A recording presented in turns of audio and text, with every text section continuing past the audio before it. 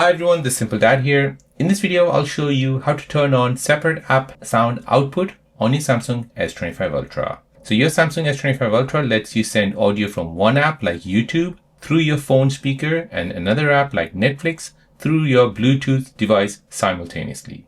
So let me show you how to do this.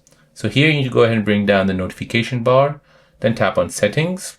From here, you want to go ahead and scroll down and find sound and vibration. Now here you need to go ahead and find this option called separate app sound, which is right here. Tap on this. Now go ahead and turn this feature on.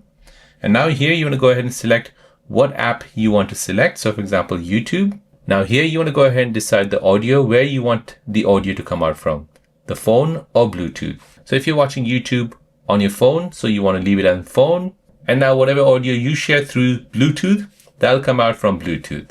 Once you're done, save your configuration. And now you have set the separate app sound output on your Samsung S25 Ultra.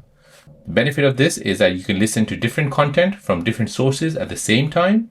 It's perfect for using Samsung DeX or when sharing a device, and it keeps your entertainment and family's entertainment separate. So there you go guys, that is how to set separate app sound output on your Samsung S25 Ultra.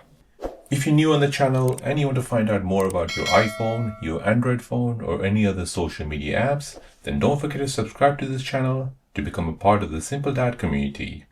Hit the like button if you find this video useful.